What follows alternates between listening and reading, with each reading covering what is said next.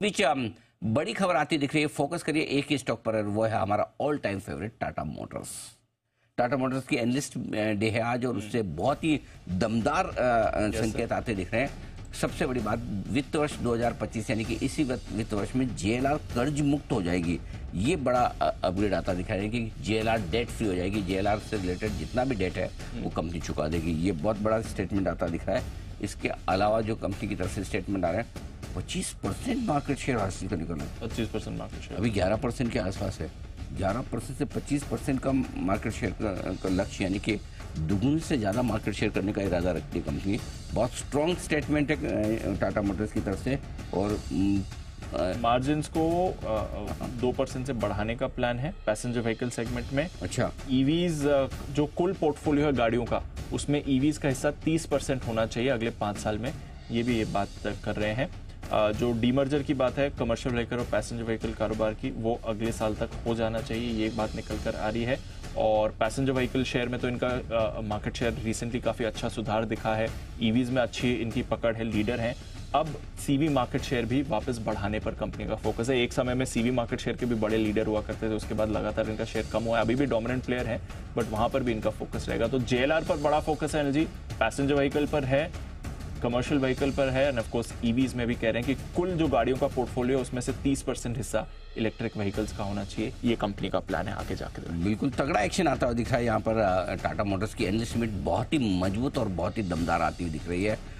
सबसे बड़ी इंपॉर्टेंट और इंटरेस्टिंग चीज दो है। जी सर। पहला, मार्केट शेयर दुगुने से ज्यादा करना है, 11% से 25% ले जाना मार्केट शेयर, ये अपने आप में बहुत बड़ी चीज है। दूसरी बड़ी चीज जो दिख रही है, मार्जिन एक्सपांशन।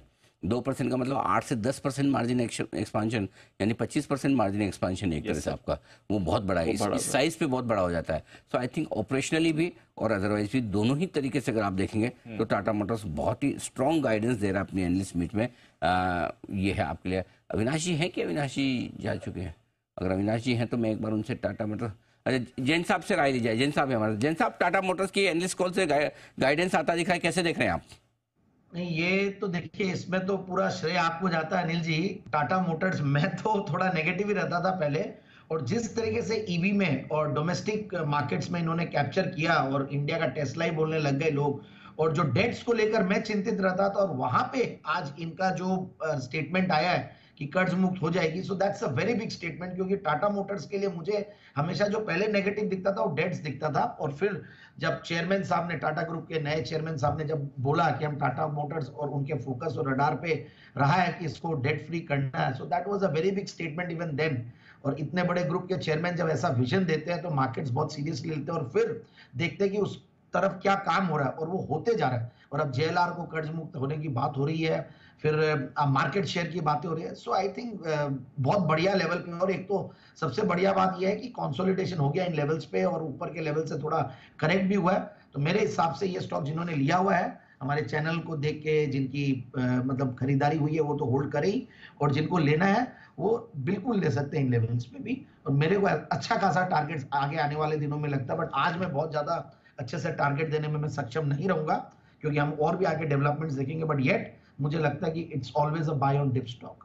दीप, एक जो तस्वीर आई है मेरे पास हमारी टीम की तरफ से, फोटो उनके प्रेजेंटेशन से, वो पूरी कहानी कहता है। उन्होंने अपने एक ही स्लाइड में 3 चीज़ लिखी: कमर्शियल व्हीकल, पैसेंजर व्हीकल्स और इलेक्ट्रिक व्हीकल्स।